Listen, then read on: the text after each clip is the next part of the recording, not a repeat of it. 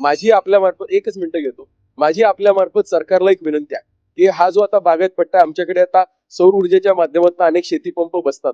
पण जे काही शेतीचे कनेक्शन आहेत अशांना आपण जर दिवसा वीज द्यायला सुरुवात केली, भले दिवसा 100% देता येत नसेल तर काही भाग दिवसा, काही तास दिवसा आणि काही तास हे रात्री जर वीज दिली तर नक्कीच शेतीची कामं ही दिवसा करता येतील. आणि बिबट्यांचे जे हल्ले वाढलेले आहेत ज्याच्यामुळे हा प्रशासनावरती आणि सरकारवरती जो काही ताण वाढतोय हा सुद्धा काही प्रमाणामध्ये नक्की कमी होऊ शकतो. याच्यामध्ये लक्ष घालावे अशी विनंती करतो. मला बोलण्यास संधी दिली त्याबद्दल आभार मानतो. धन्यवाद. नमस्कार.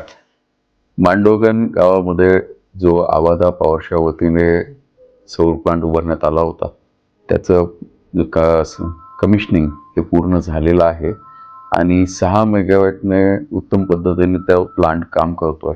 आपण कोणतंही लोकार्पणसाठी त्या प्लांटचं काम मागे ठेवलं नाही. उद्दिष्ट एकच होता की काम लवकरात लवकर पूर्ण झालं पाहिजे आणि जनतेच्या सेवेत आलं पाहिजे. त्याचा फायदा एक होणार आहे की मांडोगण परिसरातले मांडवगण सबस्टेशनच्या अंतर्गत येणारे जेवढे काही फीडर्स आहेत, जी काही गावं आहेत, त्यांना आता आज प्रायोगिक तत्वावरती दिवसा वीज पुरवली गेली होती.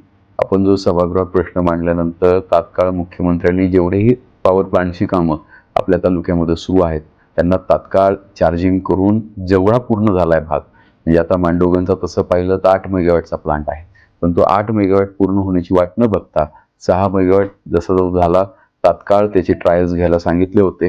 त्याच पद्धतीने आता तांदळेलाही आपल्या इथे एका सोलार प्लांटचं काम हे फायनल स्टेजला आहे.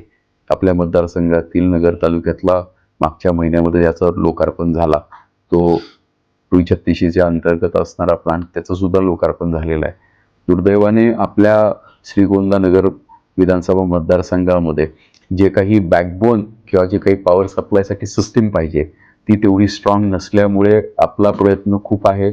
वरनं आपल्यासाठी तगादाही सुरू आहे, पण दिवसा वीज द्यायला काही मर्यादा येत आहेत.